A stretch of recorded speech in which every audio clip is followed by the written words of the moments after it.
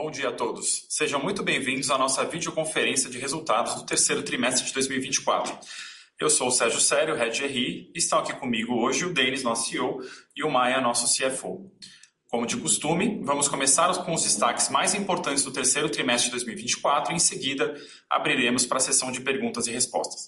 Os participantes que queiram realizar uma pergunta podem apertar o botão levantar a mão na parte inferior da plataforma Zoom, ou, caso prefiram, enviar a pergunta por escrito, utilizando o botão Q&A, que buscaremos responder ao vivo ou posteriormente via o nosso time de RI. Antes de prosseguirmos, gostaríamos de esclarecer que eventuais projeções e expectativas apresentadas nessa videoconferência a respeito de desempenhos futuros da TOTVS são baseadas em crenças e premissas atuais, além de informações disponíveis no momento. É importante ressaltar que essas projeções envolvem incertezas e riscos. Fatores como condições econômicas gerais, dinâmicas do setor e outras variáveis operacionais podem impactar significativamente os resultados da empresa, levando a desvios materiais em relação às expectativas aqui apresentadas. Agora passo a palavra para o Denis, que fará sua abertura, e eu voltarei no final para a sessão de perguntas e respostas. Denis. Boa, obrigado, Sérgio, e um ótimo dia aí para todos vocês. Bom, o crescimento da companhia nos últimos anos tem sido excepcional, atingindo agora 22 trimestres consecutivos de double digits na receita recorrente. E, considerando a adição de ARR, matematicamente, o 23º parece próximo. Com a maior parte deles nos 20s, ou seja, em gestão, um mercado que era incorretamente visto por alguns como maduro e com alta penetração. Nesse trimestre, a receita líquida consolidada atingiu 1,4 bilhão de reais, 15% acima do 3T23 e 4,2% acima do 2T24. As receitas de SaaS em gestão, as receitas de Business Performance e de TechFin continuam sendo as principais propulsoras desse crescimento, representando conjuntamente mais da metade da receita consolidada e quase 80% do crescimento ano contra ano. Portanto, seguimos executando com sucesso a nossa estratégia. No trimestre anterior, falamos sobre a nossa confiança na recuperação da rentabilidade a partir do segundo semestre de 2024. E é exatamente isso que podemos observar agora. A companhia vem ganhando margem de forma sequencial desde o quarto trimestre de 2023. A margem EBITDA ficou 200 pontos base acima do 2T24 e 20 pontos base acima do 1T24, o que é ótimo, já que o primeiro trimestre costuma ter a maior margem do ano. Essa evolução também pode ser observada no lucro líquido ajustado, que cresceu impressionantes 55% sobre o 2T24, além do fluxo de caixa livre, que também cresceu 55% sobre o 3T23, 16% sobre o 2T24 e no acumulado do ano, 19%. Bom, agora eu vou passar a palavra para o Maia para comentar os resultados das três dimensões, começando por gestão no slide 4, e eu volto com vocês no final da apresentação. Maia, com você. Obrigado, Denis. Muito bom dia a todos. O foco da TOTVS em receitas recorrentes, ele está retratado na representatividade de 89% da receita líquida de gestão nesse trimestre, com um crescimento de 20% ano contra ano. O desempenho de SaaS gestão segue como destaque, superando a marca dos 500 milhões no trimestre e crescendo 31% ano contra ano. Aqui, vale a menção para a contínua demanda pelas soluções PaaS, plataforma como serviço, e cloud. Essas ofertas de subscrição com cloud permitem maior escalabilidade, flexibilidade e eficiência na entrega das suas soluções, facilitando o up e o cross-sell, além de otimizar os custos de utilização dos produtos pelos nossos clientes.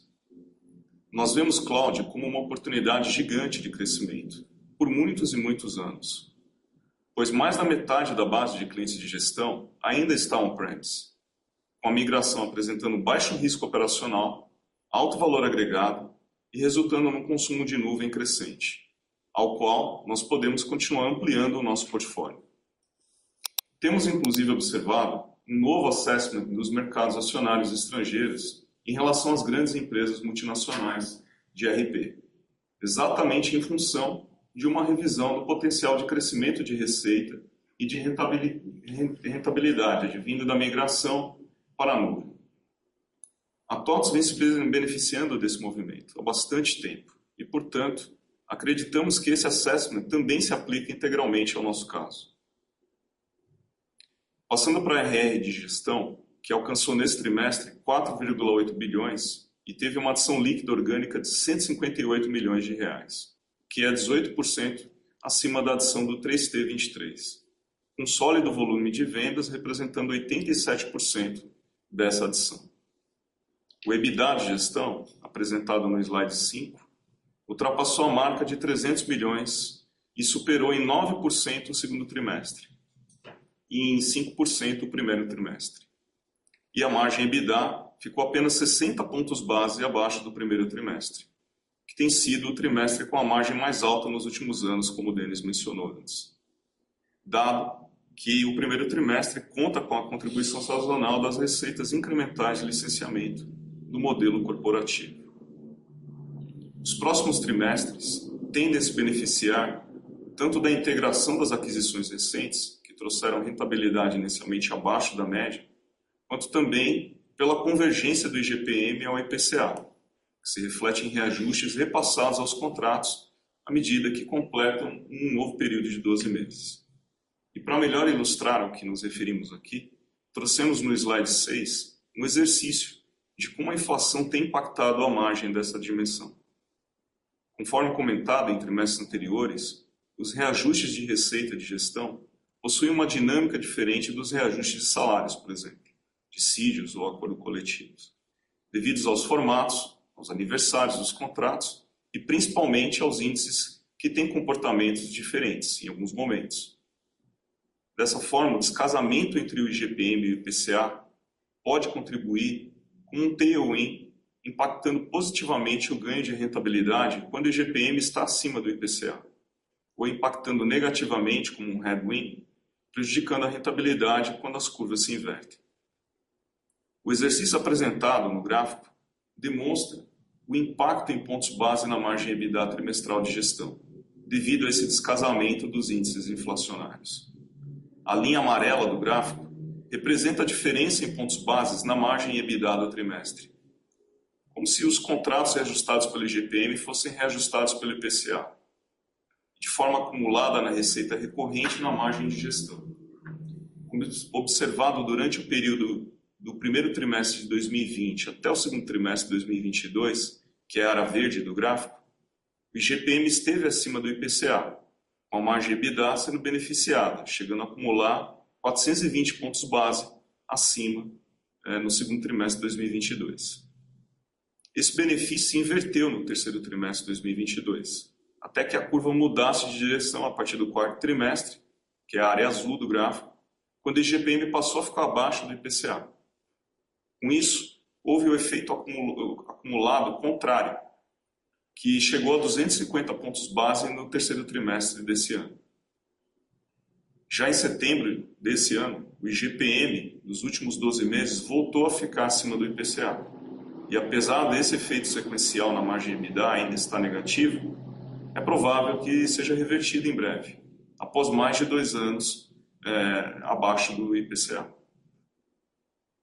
Outra observação importante é que, desconsiderando o efeito negativo de 110 pontos base acumulado no terceiro trimestre de 23 até o terceiro trimestre de 24, a margem EBITDA de gestão, que apresentou uma redução de 50 pontos base nesse período, apresentaria uma realidade de crescimento de 60 pontos base no mesmo período. Agora, passando para a Business Performance, no slide 7, eu inicio reforçando uma mensagem que nós passamos no trimestre passado, que Business Performance é uma realidade, já é uma realidade, né? A dimensão já possui um ARR próximo de 600 milhões de reais, o que torna um dos maiores negócios de SaaS do Brasil. A estratégia dessa dimensão de negócio, ela combina a mudança do Single Pool Multi-Product, trazendo o cross-sell dentro da dimensão com uma nova avenida de crescimento. e também a adição de um novo go-to-market via cross-sell com os clientes de gestão, utilizando a já existente estrutura de distribuição de field sales e uma base com perfil ligeiramente maiores e com forte presença em diferentes setores da economia. O objetivo aqui é reforçar as vantagens do SaaS puro, com unit economics leve e escalabilidade no crescimento, trazendo também algumas das principais vantagens do modelo da dimensão de gestão, em particular o stickiness e a previsibilidade que nós temos. A adição líquida de ARR desse trimestre totalizou 23 milhões de reais, desacelerando trimestre contra trimestre. Mas aqui vale lembrar que, especialmente nessa dimensão, esses indicadores refletem mais rapidamente as dinâmicas de curto prazo de mercado, que podem sofrer flutuações trimestrais, sem que representem mudanças estruturais, o que entendemos ser o caso nesse momento. Como apresentado no slide 8, o EBITDA de Business Performance mais do que dobrou e encerrou o trimestre no patamar recorde acima de 17 milhões. A margem atingiu a marca de 2 dígitos com 12%, demonstrando o potencial desses unit econômicos dessa dimensão, com rápidos ganhos de escala, combinando as sinergias que já estão sendo extraídas das aquisições realizadas entre 22 e 23. Agora eu passo para a dimensão Techfin, no slide 9. O terceiro trimestre possui um comportamento histórico de maior concentração de produção de crédito, especialmente no agronegócio. Neste ano, mantivemos um bom volume e a produção foi 5,6% superior ano contra ano. O EBITDA encerrou o trimestre em 8,6 milhões, com forte e sazonal expansão de margem, que saiu de 0,5% no segundo trimestre para quase 11% no terceiro trimestre. Agora eu volto à apresentação ao Denis, que vai falar sobre os destaques de ESG no slide 10. Denis, contigo. Boa, Maia, obrigado. Nós fechamos o segundo trimestre com importantes reconhecimentos na nossa agenda de ESG. Primeiro, a TOTVS conquistou o 18º lugar na categoria de empresas entre 1.000 e 10.000 colaboradores da edição 2024 do ranking GPTW. E nós também fomos reconhecidos pelo 4º ano consecutivo no troféu Transparência, consolidando a nossa posição como referência na elaboração de demonstrações financeiras transparentes. E ontem, visando maximizar a geração de valor ao acionista e promover a alocação eficiente de capital, o nosso conselho aprovou um novo programa de recompra de até 18 milhões de ações, com o encerramento do programa aprovado há 1 ano e o cancelamento das 18 milhões de ações recompradas ao preço médio de R$ 28,32. Indo agora para a minha mensagem final no slide 11.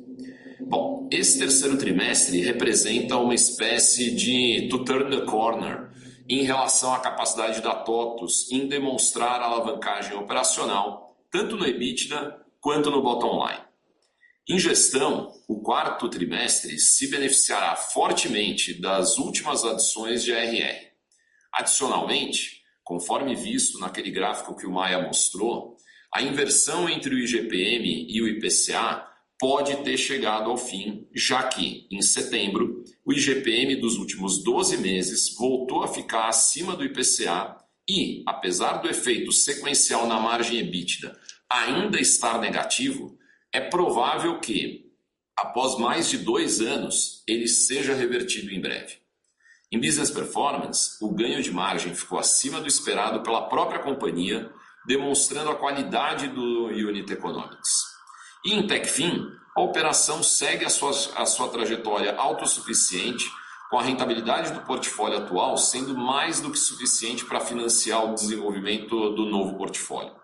São mais de 35 milhões de reais de EBITDA acumulado desde a criação da JV, que segue o seu processo de integração entre as operações, tendo agora o Mauro como CEO da Techfin como um todo. Por fim, a TOTVS quer liderar em tudo que atua. A aquisição da Varejo Online nos dá mais um ativo importante para construir a nossa liderança no varejo. Sérgio, vamos agora para a sessão de Q&A. Obrigado, Denis. Vamos lá, turma. Só reforçando aqui, relembrando aqui as orientações no início da videoconferência, para realizar uma pergunta ao vivo, fiquem com a mão levantada, apertando o botão que está na parte inferior do Zoom, ou mande uma pergunta aqui por escrito para mim, que hoje a gente vai tentar responder aqui durante a videochamada ou posteriormente ali via o time de RI. Começando hoje a nossa sessão, vamos iniciar com o Bernardo da XP. Bernardo, áudio liberado. Opa, bom dia, Denis, Maia, Sérgio, obrigado pelo espaço aqui. Eu tenho duas perguntas. A primeira é sobre rentabilidade, acho que esse foi o principal destaque do TRI. Vocês tiveram uma boa evolução sequencial, com recuperação em gestão e uma grande surpresa aqui em Business Performance. Poderiam explorar um pouco mais os elementos que impulsionaram a recuperação na rentabilidade do segmento de Business Performance? Vocês comentaram sobre a alavancagem operacional após a integração das aquisições. Como podemos pensar essa trajetória para os próximos trimestres? E a segunda questão aqui, ainda sobre Business Performance, é sobre o novo go-to-market que vocês comentaram no release, né, para os clientes de gestão. Vocês poderiam elaborar um pouco mais sobre isso, explorando as lições aprendidas, os ajustes que fizeram, né, para tentar extrair mais sinergias entre as diferentes dimensões? Obrigado. Obrigado, Bernardo. Bom dia para você. Olha, sobre rentabilidade em business performance, é um pouco do que a gente já vinha falando, né? Ou seja, o business de SaaS, na essência, ele tem uma alavancagem operacional, uma escalabilidade muito importante. Então, ele tem uma simplicidade do ponto de vista de portfólio, do ponto de vista de P&D, inclusive também do ponto de vista da distribuição, quando a gente está falando desse go-to-market inbound, né? E a gente tem se beneficiado exatamente de todos esses elementos. Conforme essa dimensão ela vai ganhando escala, a gente falou, estamos nos aproximando aí de uma ARR de 600 milhões de reais, esses efeitos eles não são lineares, não, eles muitas vezes eles são desproporcionais. Então, a gente entende que essa rentabilidade ela veio para ficar em business performance. A gente entende que ela é uma rentabilidade intrínseca a esse modelo de negócio. Então, de novo, acho que nós temos os elementos aqui nas mãos para fazer com que business performance tenha um desempenho cada vez melhor. Eu vou aproveitar a oportunidade para lembrar que o quarto trimestre ele tem o R&D Summit, que inclusive está rolando desde ontem, né? Então, sempre lembrem que o quarto tri tem esse custo adicional, mas dito isso, de novo, estruturalmente a rentabilidade de business performance ela mudou de patamar, tá? Indo para a segunda pergunta, Bernardo, sobre o novo go-to-market, né, que nós estamos falando aqui de cross-sell dos produtos de business performance para clientes de gestão, usando o field sales de gestão, a gente vê uma oportunidade enorme aqui. A gente já vem trabalhando em escala de teste há um bom tempo, né, com esse novo go-to-market e todos os feedbacks que a gente tem são os melhores possíveis. Eu mesmo, esse ano, por exemplo, tive a oportunidade de interagir com mais de uma centena de clientes e francamente, eu não tive uma reunião que o cliente não tivesse demonstrado um bom interesse no portfólio de business performance. São ofertas que fazem muito sentido para o nosso cliente de gestão, independentemente do tamanho, independentemente do setor, da geografia. Óbvio que você sempre vai ter clientes em estágios diferentes de maturidade no tema digital, por exemplo, mas quando você fala do RD Marketing, quando você fala do RD Conversas, quando você fala do CRM, quando você fala de e-commerce, são todos temas que hoje fazem muito sentido para o cliente de gestão. Então a gente, de um lado, vê um market fit, um encaixe muito bom, do outro, evidentemente, uma estrutura de distribuição de field sales que é incomparável. Agora, claro, você tem ajustes, como você colocou, que precisam ser feitos. Então, o que são esses ajustes, por exemplo? Ticket médio, Não necessariamente o field sales tem o mesmo economics de uma venda, de um go-to-market inbound. Então você precisa ter um certo ajuste aqui, por exemplo, de montar ofertas empacotadas. Você tem, obviamente, também uma questão no field sales, que é a remuneração desse canal. Então, você precisa ter determinados ajustes no formato de remuneração desse canal. Você tem também, por exemplo, questões ligadas ao próprio pós-venda, customer success. São todos temas que a gente vem trabalhando já há algum tempo e, como você bem colocou, gerando um nível de aprendizado muito grande. E a gente vem, nesse ano de 2024, com um desempenho cada vez melhor nesse go-to-market, o que nos leva a crer que o ano de 2025 vai ser um ano onde esse go-to-market vai ganhar uma relevância cada vez maior. E isso, no final do dia, tem um efeito adicional muito legal, que é o efeito de a gente estar, de certa maneira, abraçando o cliente de uma maneira mais ampla. E quanto mais a gente abraça de maneira ampla o nosso cliente, melhor fica a nossa taxa de renovação desses nossos clientes, né? Isso reforça muito esse relacionamento com o cliente. Então, de novo, eu acho que Business Performance entrou numa nova dinâmica, uma dinâmica que a gente já esperava, mas definitivamente a gente entrou numa nova dinâmica, tanto de rentabilidade quanto de diversificação de portfólio e de go-to-market. Perfeito, ficou super claro. Obrigado, Denis. Obrigado, Bernardo. Bom dia. Obrigado, Bernardo. Próxima pergunta, Thiago Kapulski, do Itaú. Thiago, áudio está liberado.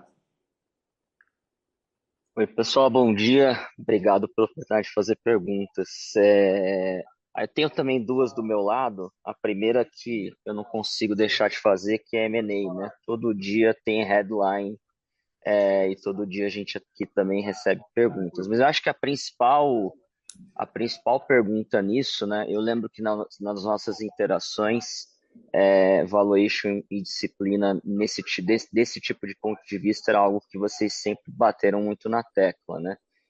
E queria entender um pouco desse lado, se a cabeça segue essa, e um pouco do que a gente pode esperar, se a gente pode ter uma expectativa de M&As mais significativos ou não, né? Do M&A que vocês fizeram foi bem pequeno, né? Dessa vez. E a segunda pergunta e realmente tentar fazer uma pergunta um pouco diferente, que é cloud, porque esse assunto sempre vem e eu tenho uma impressão que o pessoal entende muito pouco, incluindo a gente, não só sobre esses movimentos estratégicos da companhia, mas como que isso muda os drivers da empresa, né? Porque é algo relevante, né? Assim, você já ter quase 50% dos clientes. Então, assim, se vocês puderem falar, talvez, de uma maneira até simplificada para a gente, essa mudança para a nuvem, o que muda, ou o que melhora, né? Vocês conseguem ter mais receita para o cliente, a margem melhora, o retorno sobre capital investido pode subir ao longo do tempo.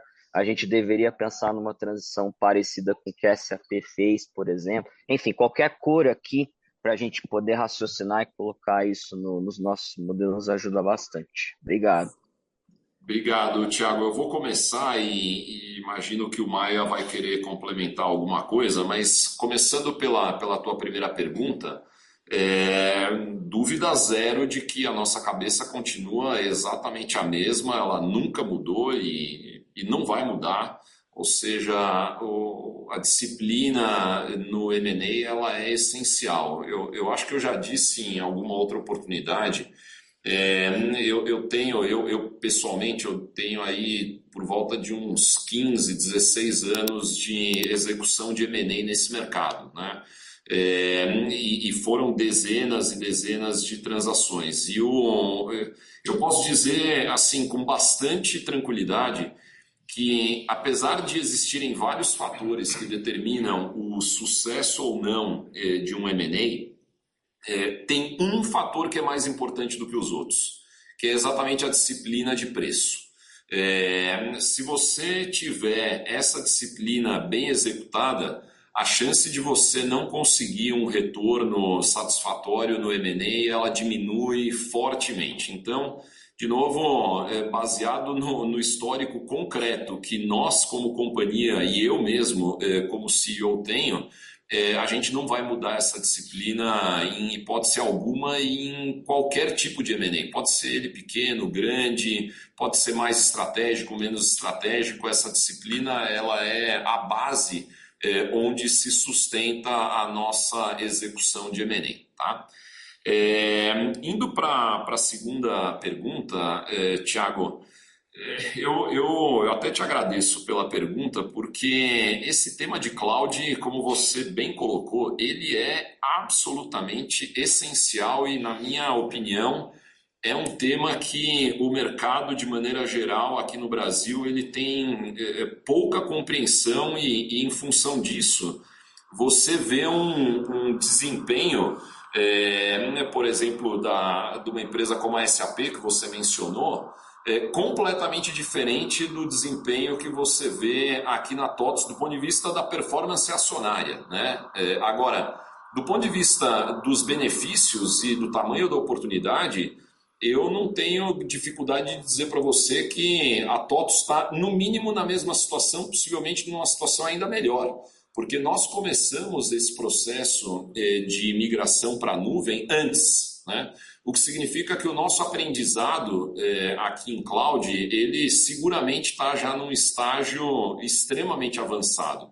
E nós também fizemos uma escolha, Thiago, estratégica, muitos anos atrás, que hoje se mostra a cada dia mais acertada, que foi a decisão da gente construir a nossa própria nuvem, né?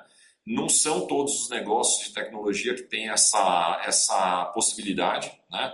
Eu te dou o exemplo aqui dentro de casa mesmo, a RD, como um business SaaS, não tinha essa possibilidade, né? Não era, na prática, algo possível para ela criar a própria nuvem, não fazia sentido. Agora, para uma empresa com a liderança, com o tamanho que a TOTVS tem, e num produto largo e crítico como o ERP, sim, isso fazia sentido. E, de novo, hoje, passados vários anos dessa decisão, isso tem se mostrado algo brilhante, para dizer o mínimo, tá? Então, de um lado, a gente tem um aumento bastante relevante da receita gerada com o cliente. Isso é muito fácil de ser explicado. Você imagina o seguinte: o cliente, quando ele tem lá a nossa aplicação de gestão, seja o ERP, seja o RH, sejam as aplicações verticais, ele tem que rodar essa aplicação em um determinado ambiente. Pode ser a nuvem, minha ou de terceiros, ou, na maioria dos casos, ainda on-premise. Esse ambiente ele tem um determinado custo, né? E que não é pequeno. Quando você olha o custo de manter toda essa infraestrutura, por exemplo, mesmo que seja on-premise, seja em CAPEX ou em OPEX, isso aqui muitas vezes tem um peso igual ou maior até do que a própria aplicação que o cara está rodando, né? Então, quando a gente cria uma oferta de nuvem como nós criamos, na prática, o que você está fazendo é pegando esse addressable market adicional, né? E você está transformando isso em receita para a companhia, para a TOTVS, né? Então, tem um aumento relevante de receita de um lado. Segundo, obviamente você vai ter uma habilitação de uma série de outros serviços que se tornam brutalmente mais fáceis de serem vendidos. Então, se vocês perguntarem por que a gente tem mudado de patamar na adição de ARR, por que o cross-sell, o upsell tem vindo cada vez melhor, surpreendendo, trimestre após trimestre, eu respondo. Boa parte da resposta vem em função de cloud, da penetração de nuvem estar aumentando dentro do cliente. Se você perguntar por que o nosso total cost of ownership tem descido, eu te respondo também. Porque conforme nuvem vai ganhando espaço, a gente vai conseguindo administrar um ambiente que hoje, quando é on-premise, é um ambiente que eu não conheço e normalmente é um ambiente hostil. Quando eu trago essa aplicação para o meu ambiente de nuvem, esse ambiente é conhecido, esse ambiente é padronizado e esse ambiente ele se torna brutalmente mais eficiente, né? Para fechar, quando a gente tem a nuvem dentro de casa, como nós fizemos, você tem mais duas vantagens. Primeiro, você tem a capacidade de construir uma camada lógica, né, de integração da aplicação com vamos dizer, a parte hard da nuvem, que se você tiver numa nuvem pública, dificilmente você vai conseguir replicar. Então isso gera um ganho para o cliente de desempenho bastante relevante. Mas você tem uma segunda grande vantagem, que é uma vantagem de custo mesmo, né? Você passa a absorver basicamente todo o ganho de escala, o ganho de eficiência que você tem, conforme a massa crítica dessa tua operação vai se expandindo. Então, de novo, eu acho curioso que no mundo hoje exista, como a gente colocou, esse novo assessment, né, da oportunidade que empresas de ERP, empresas de software de gestão têm em função da adoção da nuvem, e que não necessariamente isso seja reconhecido numa empresa como a TOTVS. A gente aqui vem se aproveitando disso já há um bom tempo e a gente entende que existe um espaço ainda gigantesco para isso continuar acontecendo por muitos e muitos anos, e é por isso que eu tenho uma confiança importante de que a gente vai continuar surpreendendo o mercado em termos de crescimento. Tá ótimo, maravilha. Muito obrigado pelas respostas aí, Denis. Um abraço para todos. Obrigado, Thiago. Um abração. Thiago. Próxima pergunta é Gabriel Guzan do Citi. Gabriel, áudio liberado.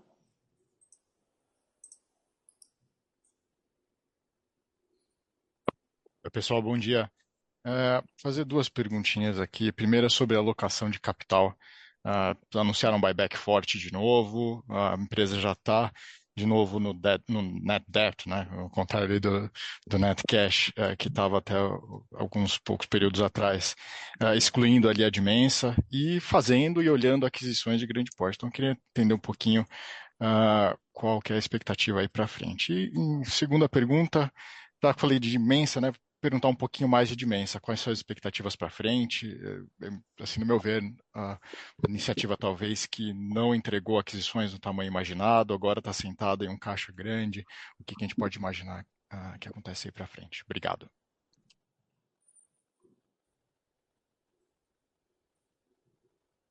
Bom, bom dia, Gabriel. Obrigado aí pela pergunta. Falando sobre alocação de capital, sim, eu acho que a gente continua com uma geração de caixa bastante forte, como vocês podem ver, né? Esse trimestre em especial foi um trimestre com fluxo de caixa livre bastante forte. E à medida que a companhia vai crescendo, expandindo a lucratividade dela, a geração de caixa tem acompanhado muito bem esse desenvolvimento e do crescimento da companhia, tá? Então, essa geração de caixa tem nos permitido, como você mencionou, fazer os deals de M&A que nós precisamos e também ter um retorno aqui importante em termos de buyback, o mesmo dividendo com JCP. Então, a nossa cabeça aqui é seguir, acho que nessa trajetória. O programa ele tem o tamanho do último programa, como o Denis mencionou, antes aqui do Q&A, do último ano, que a gente executou praticamente a totalidade do programa. Acho que a cabeça é a mesma aqui, é buscar um pouco mais de eficiência nessa estrutura de capital e poder otimizar mesmo a utilização dela. Na nossa cabeça, eu acho que a gente tem a capacidade de fazer as duas coisas, sem comprometer em nada o nosso programa, nosso plano de M&A aqui e a execução do programa. Tá? Eu acho que a nossa cabeça é essa. Gabriel, bom dia para você. Pegando a segunda pergunta sobre Dimensa, veja, a Dimensa está seguindo o caminho dela. Todos sabem que no final do ano passado a gente teve lá algumas mudanças na operação, a rentabilidade ela sofreu no quarto trimestre, mas ao longo desse ano o resultado de Dimensa, como a gente tinha falado lá no quarto tri, é um desempenho crescente trimestre a trimestre, então rentabilidade voltando. Ela seguiu fazendo M&As, claro que os M&As na Dimensa eles são de um porte muito diferente, né? Mas ela fez um M&A relevante para ela nesse ano da Quiver, deu uma entrada num mercado totalmente novo para ela de seguros e que tem desempenhado de maneira bem satisfatória. Então, a gente vê a Dimensa seguindo um curso normal de negócios, voltando para os patamares de rentabilidade que ela tinha antes desses ajustes que nós fizemos, e com essa capacidade de execução de M&A em função do caixa que ela tem e da própria rentabilidade que ela gera bastante bons. Então, acho que o que se pode esperar é uma Dimensa melhorando resultados e seguindo na execução do plano de M&A dela, tá? Eu talvez adicionaria aqui, Denis, no caso da Dimensa, acho que 2 pontos importantes. O primeiro é a evolução da receita recorrente na Dimensa, né? Desde a mudança no final do ano passado para cá, a relevância da receita recorrente da Dimensa ampliou bastante. E essa foi uma das grandes mudanças feitas ali pelo time da Dimensa. E obviamente, isso no primeiro momento compromete bastante a rentabilidade da operação. Então, à medida que a receita recorrente vai evoluindo, essa rentabilidade vai se recuperando. E trazendo previsibilidade, né? Que era uma coisa que a Dimensa tinha num patamar menor do que o resto da operação de gestão. Exato. Acho que era isso aí, Gabriel. Perfeito, obrigado. Nada. Obrigado a você. Obrigado, Guzan. Próxima pergunta, Léo Olmos, UBS. Léo, áudio está liberado. Oi, pessoal, bom dia. Obrigado por pegar as perguntas. Vou fazer 2 aqui. Primeiro, se vocês pudessem discutir um pouco a queda da taxa de retenção em business performance, que vem constante, né? Quando você olha o gráfico de um ano que vocês colocaram no release, ele, tri após tri, ele foi caindo. E o segundo ponto, se vocês pudessem discutir, vocês fizeram um gráfico bem legal do GPM, se vocês pudessem discutir que impacto que vocês enxergam, primeiro em receita e depois em margem, olhando aí próximos trimestres e até eventualmente 1, 2 anos para frente na TOTVS. Obrigado. Obrigado a você, Léo. Bom dia. Bom, sobre retenção de business performance, eu acho que talvez a mensagem mais importante é que o business performance é um negócio fantástico. A gente acabou de falar o unit economics, a escalabilidade, a alavancagem operacional, o fato de basicamente todos os clientes de gestão, por exemplo, demonstrarem um grande interesse nas soluções e tudo mais, mas dito tudo isso, esse negócio, quando comparado à dimensão de gestão, é importante deixar isso claro, né? Uma comparação direta com gestão, ele tem um lado discricionário um pouco maior, né? De novo, estou comparando com a coisa menos discricionária possível no mundo de software B2B, que é gestão, né? Nada é menos discricionário do que o ERP. Então, quando você pega business performance, é um pouco mais discricionário. Isso naturalmente te dá algum grau de variação, de flutuação maior do que vocês estão acostumados, ou mesmo do que nós estamos acostumados a ver em gestão. De novo, isso nos parece algo absolutamente normal. Quando a gente está num processo de aquisições, e foram diversas aquisições que aconteceram em business performance, essa transição do que a gente chama do single para o multi-product, a criação desse novo go-to-market com um perfil novo de cliente, um pouco maior, setores da economia diferentes, usando um field sales que a RD e Business Performance como um todo não conheciam.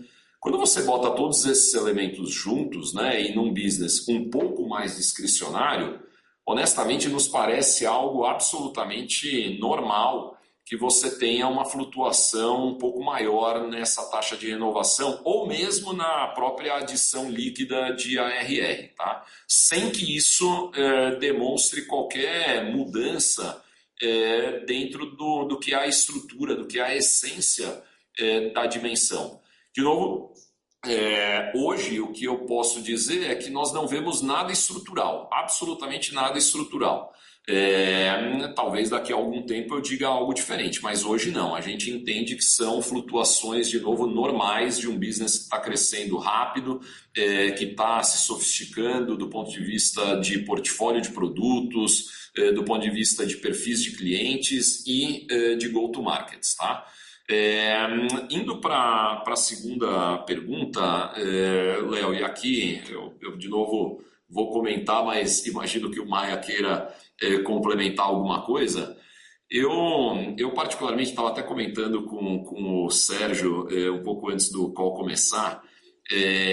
Eu achei interessante porque esse gráfico que nós conseguimos colocar no release, ele me parece um gráfico muito, muito legal, porque talvez nesse último ano, esse ano de 2024, a gente teve uma quantidade importante de perguntas, tanto de sell sides quanto de buy sides, mas principalmente de buy sides, sobre essa coisa da TOTVS continuar surpreendendo no crescimento de top line, mas não necessariamente isso ter se traduzido de maneira tão intensa na rentabilidade, né? No ganho de rentabilidade. E eu vinha explicando, o Maia e o Sérgio a mesma coisa, né? Nós vínhamos explicando que esse mismatch entre o IGPM e o IPCA, ele, apesar de ocorrer com alguma frequência, talvez nas últimas décadas, nunca houve um mismatch tão intenso e por um período tão longo quanto foram esses últimos 4 anos, né? Só que a gente ainda não tinha conseguido colocar isso num gráfico e quantificar de maneira precisa qual tinha sido o impacto real desse mismatch ao longo desses últimos 4 anos. E esse gráfico ele finalmente conseguiu dar concretude para essa explicação que nós dávamos, né? Você consegue ver trimestre a trimestre qual foi o lift, pelo menos de 2020 até o meio de 2022, o lift positivo de ganho de margem em função do IGPM estar rodando brutalmente acima do IPCA, né? E depois a reversão desse efeito a partir do terceiro trimestre de 2022, que vem trazendo essa margem proporcionalmente para baixo, né? E agora, óbvio, né, conforme os dois índices eles voltam a se encontrar e o IGPM muito possivelmente vai de novo ultrapassar o IPCA, é de se esperar que esse efeito que tem trazido a nossa margem em termos relativos para baixo, esse efeito ele se encerre e eventualmente nos próximos trimestres, inclusive a gente volte a ter um efeito positivo de novo na nossa margem. Então, para mim, francamente, essa sessão, esse gráfico foi o item mais legal que a gente colocou dentro desse release e ele deveria explicar boa parte das dúvidas que surgiram ao longo dos últimos trimestres sobre esse desempenho de crescimento e da própria rentabilidade, tá? Aqui, Léo, basicamente o exercício ali ele foi feito em cima da base de contratos atualizados pelo IGPM, né? Então, no período em que o IGPM rodou acima do IPCA, quanto que essa base agregou de receita, já descontados alguns custos e, consequentemente, de margem, e quanto que não ter uma atualização pelo menos equivalente ao IPCA para esses mesmos contratos, no período em que o IGPM rodou abaixo do IPCA, retirou, digamos assim, de margem da companhia, entendeu? De receita e, consequentemente, de margem também. Tá? Então, esse exercício ele foi mais focado exatamente na base de IGPM. Então, a gente trouxe os indicadores, que é sempre a LTM, né, na janela do tempo, podemos comparar um com o outro. Se você reparar o gráfico, na parte que o IGPM está rodando abaixo do IPCA, você pode ver que a área que nós rachuramos, que nós pintamos, ela vai até o zero, porque exatamente nós não aplicamos o indicador negativo no reajuste, né? Não tem uma redução de mensalidade, é um reajuste para cima, mas ainda assim ele tem um efeito negativo, porque eu não estou conseguindo repassar sequer o IPCA. Que se aplica no custo. Exato. Boa, super claro. E além do gráfico ter ficado legal, várias discussões aí estratégicas no texto do release ficaram ótimas, tá, pessoal? Obrigado, um abraço a todos. Obrigado, Léo. Obrigado, Léo. Legal. Próxima pergunta, Vitor Tomita, Goldman Sachs. Vitor, áudio liberado. Perfeito. Bom dia, pessoal, e muito obrigado por pegar as nossas perguntas. Acho que duas perguntas do nosso lado, um pouco mais ligadas a algumas iniciativas mais fora do core. A primeira é sobre a compra da varejo online. Vocês poderiam dar um pouco mais de cor sobre a visão que vocês têm no longo prazo para o portfólio de software de varejo que gostariam de ter e o quanto a varejo online talvez já tendo essa ambição ou já complemente esse portfólio e se tem outras áreas em varejo que vocês gostariam de entrar e poderiam ser foco de estratégia de M&A para frente. Segunda pergunta nossa é sobre a JV de TechFins. Poderiam dar um pouco mais de cor sobre como evoluiu a iniciativa junto ao Itaú em termos de pipeline de novos produtos e organização interna nesse TRI, especialmente dado que acabaram de apontar também um novo CEO lá. Muito obrigado. Obrigado, Vitor. Bom dia para você.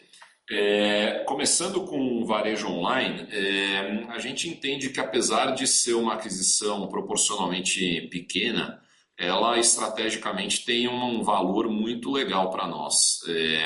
Como todos sabem, varejo talvez seja o único setor relevante da economia onde a TOTVS não necessariamente tem a liderança, né? Apesar de nós termos liderança em alguns subsegmentos do varejo, como por exemplo supermercados. Então, existe sim um interesse muito grande na medida em que varejo é super importante na economia, né? Existe um interesse grande sim que a gente consiga ao longo do tempo alcançar a liderança no varejo equivalente à liderança que a gente tem em outros segmentos, tá? Então, varejo online ela se encaixa especificamente dentro do subsegmento de franquias, tá? Quando você fala de software de gestão para varejo em particular, cada subsegmento do varejo, ele muitas vezes demanda uma solução especializada, né? Então, farmácia precisa de um software específico, posto de gasolina outro, e por aí vai. E franquia é um pedaço, é um subsegmento que demanda uma solução bastante especializada.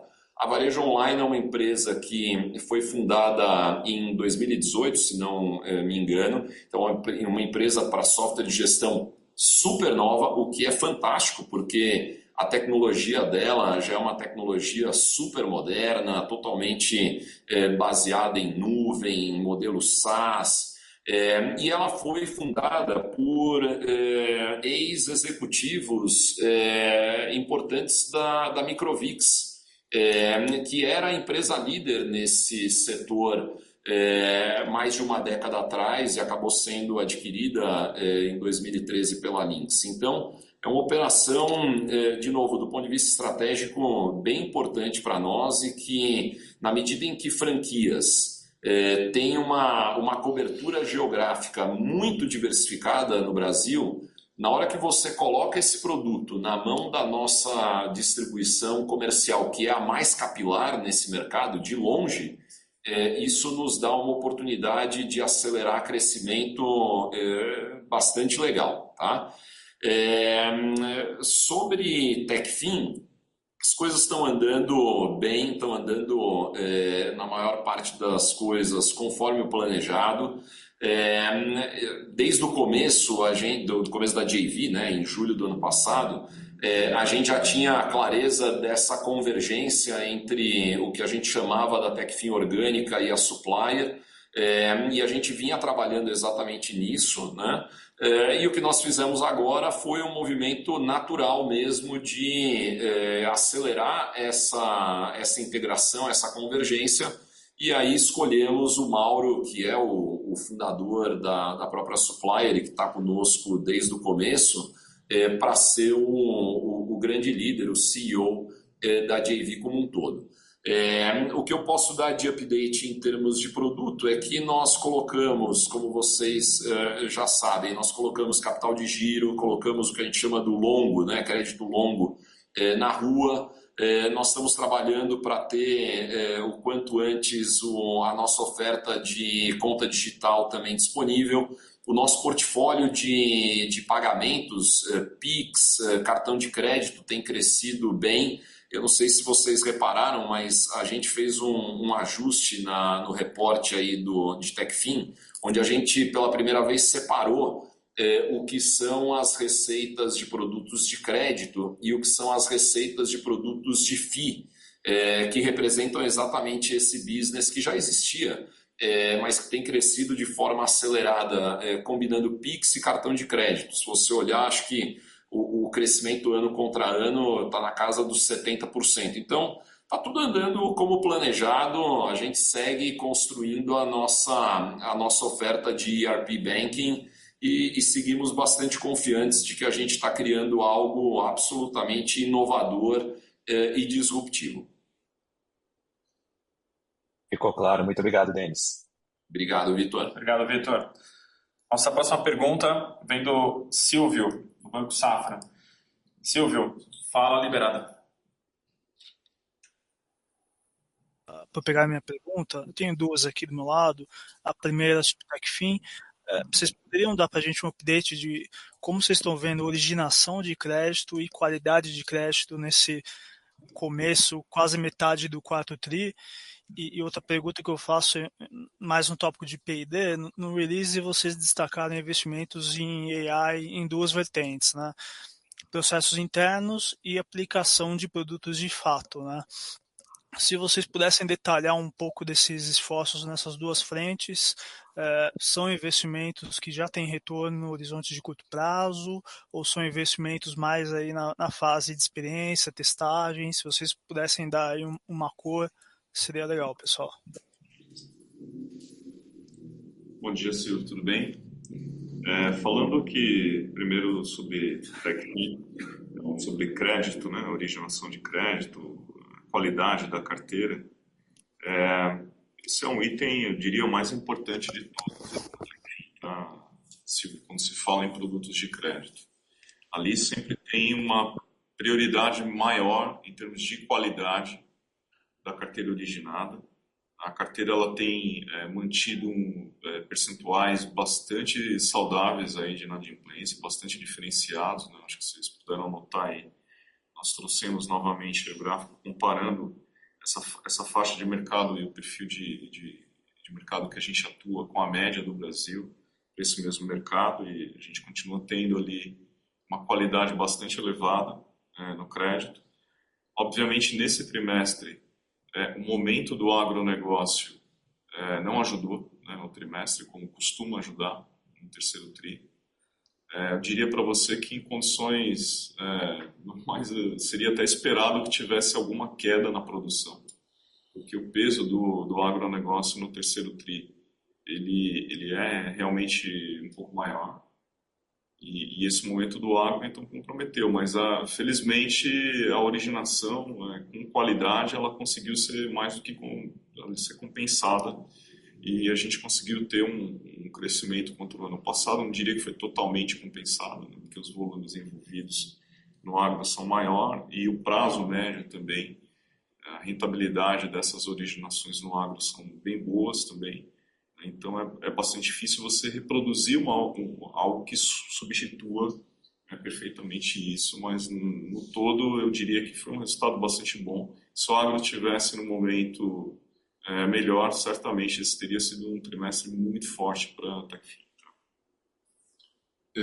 Sobre a tua pergunta de AI, Silvio, o AI ele realmente tem ganhado corpo dentro da TOTVS. A gente tem um approach aqui que combina, de um lado, uma área centralizada para desenvolvimento de conhecimento e para definição de princípios elementares, né, de como usar AI. E também para mapear tudo que está acontecendo, porque o segundo approach é exatamente o de descentralizar o máximo que a gente pode a execução desse AI nas áreas, tá? Então, francamente, se você me perguntar se eu, por exemplo, tenho tudo mapeado aqui fácil na minha mão o que está acontecendo de AI dentro da TOTVS, não, nem consigo, porque todas as áreas estão experimentando dentro do que são os guidelines que essa área centralizada estabelece. Todas as áreas da empresa estão testando, pilotando coisas diferentes. Então, está tudo andando bem, está tudo andando rapidamente, mas não ainda em escala industrial, vamos chamar assim, tá? Então, não temos ainda retornos em larga escala que eu consiga mencionar. A gente tem uma infinidade de aplicações de AI dentro dos nossos produtos, gerando insights, gerando conhecimento e ganhos de eficiência em questões, em problemas específicos que estão sendo trazidos por clientes ou mesmo por desenvolvimentos nossos, né, para serem dados ao cliente, mas também a aplicação disso dentro dos processos internos da TOTVS. Então, dentro do suporte a clientes, que tem milhões de interações com os clientes, é evidente que está sendo testado, por exemplo, a criação de uma base de conhecimento unificada que permita a gente estabelecer padrões nesse atendimento muito melhores e que esses padrões, inclusive, também sirvam para alimentar o nosso desenvolvimento de P&D na melhoria de produtos e tudo mais. A gente está aplicando AI dentro dos nossos processos comerciais, a mesma história. Hoje a gente tem milhares e milhares e milhares de oportunidades comerciais dentro do nosso CRM e você aplicar AI para estabelecer padronizações, para você estabelecer tendências claras do que vai acontecer, para que você torne o nosso vendedor um super vendedor e com um grau de eficiência muito maior, tudo isso está sendo usado em larguíssima escala. Ontem, eu mencionei um pouco antes, a gente teve o início do RD Summit, né? Eu não consegui ficar o dia inteiro lá, mas o pedaço que eu pude acompanhar, o nível de uso de AI dentro das ferramentas de business performance é uma coisa impressionante. Quer dizer, a plataforma de marketing digital, por exemplo, ela está se transformando basicamente numa plataforma de AI.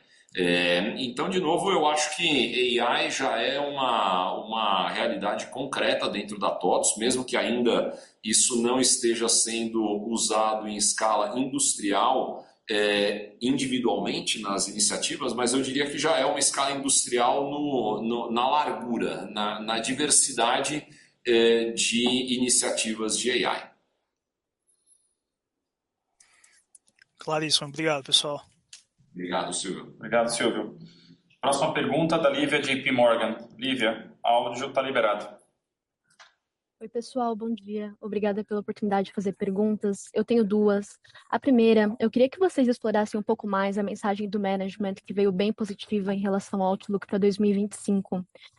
Então, com o crescimento de receita vindo com uma alavancagem operacional em todos os segmentos, seria razoável esperar uma expansão de margem em todos os business units em 2025? E a segunda pergunta é em relação à mudança na forma de precificação dos serviços de implementação para um modelo integrado em subscrição.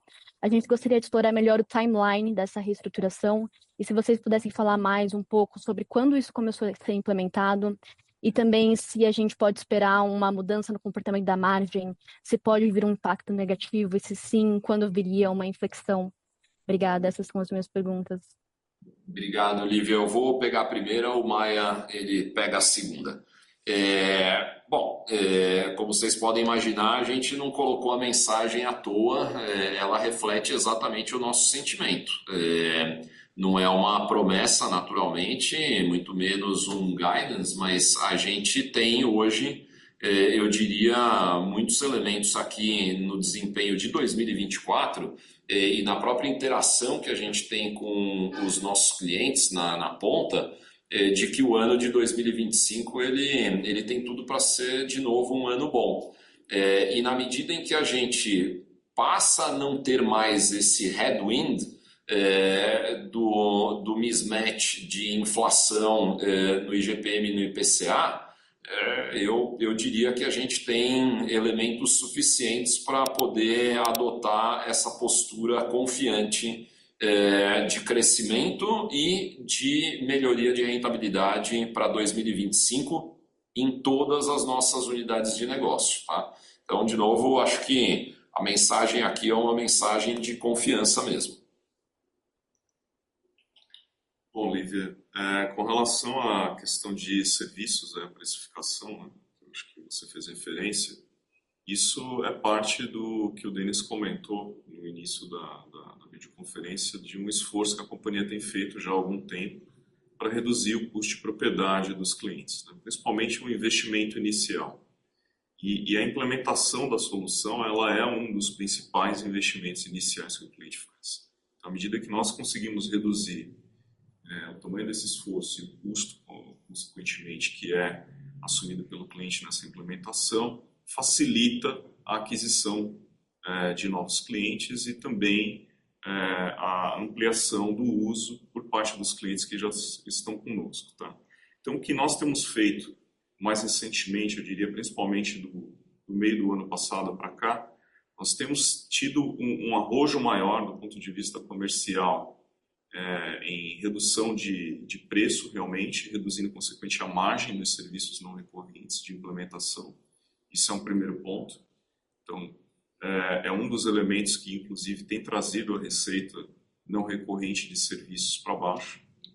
O segundo deles, que nós também temos experimentado mais recentemente, em ter uma oferta, inclusive, na qual nós cobramos simplesmente a mensalidade do cliente, tá?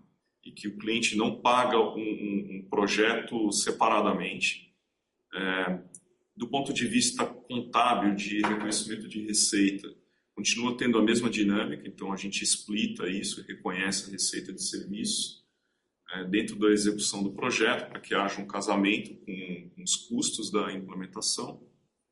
E obviamente, isso tem uma amortização no tempo que é bastante inferior à vida média de um cliente, de um contrato de um cliente conosco, tá? O que significa dizer que depois de um determinado prazo, no qual, nesse exercício de precificação, nós já amortizamos esse projeto de implementação, a gente tem um upside de recorrência para frente, tá? Então, digamos aqui só a título ilustrativo, que nós assumimos que em 3 anos, por exemplo, nós amortizamos completamente, temos um payback completo do projeto, por exemplo, de implementação. O cliente permanecendo a partir desse ponto, todo esse excedente ele fica com um upside de recorrência, tá, para a gente. Então, isso é tudo o esforço que a companhia tem feito do ponto de vista comercial, como eu disse, para reduzir o custo de entrada para o cliente, seja um cliente novo ou seja um cliente nosso da base que queira ampliar o uso que ele já faz das nossas soluções, tá? Se eu puder complementar aqui, Lívia, só para fechar, eu diria que, do ponto de vista filosófico, é como se nós estivéssemos plantando hoje algo que vai nos gerar um lift de receita recorrente crescente. Exatamente porque a gente transforma esse valor do serviço num valor de recorrência que vai existir pela vida que o cliente tiver conosco. Então isso tem um efeito de criação de valor futuro para a companhia bastante relevante, tá? Perfeito, pessoal. Ficou muito claro. Obrigada pela oportunidade de fazer perguntas. Obrigado. Obrigado, Lívia. Essa foi a nossa última pergunta. Então, volto a palavra aqui para o Denis para o seu encerramento. Boa, obrigado, Sérgio. Eu quero aproveitar, eu falei agora há pouco sobre o RD Summit, então eu quero aproveitar para convidar todos vocês para que vocês possam participar do RD Summit que está ocorrendo em São Paulo desde ontem. Ele vai até amanhã, sexta-feira, lá no Expo Center Norte. Ele é disparadamente o principal, o maior evento de marketing digital da América Latina. Ele está apresentando uma série de novidades para o ecossistema de Business Performance. Adicionalmente, também nesse ano, a gente está dando a possibilidade de acompanhar o evento gratuitamente numa versão online. Então, seria o que a gente está chamando aqui do RD Summit Live Show. E aí você vai ter a possibilidade de acompanhar entrevistas com palestrantes, alguns conteúdos que são exclusivos, e até mesmo a transmissão ao vivo de algumas das palestras. Então, para todos os interessados, vocês podem acessar o site do evento pelo QR Code que está no slide 14 ou falando com o nosso time de RI, tá bom? Pessoal, mais uma vez, obrigado e espero que a gente se veja aí no próximo trimestre, tá bom? Obrigado, pessoal. Um abração. Tchau, tchau.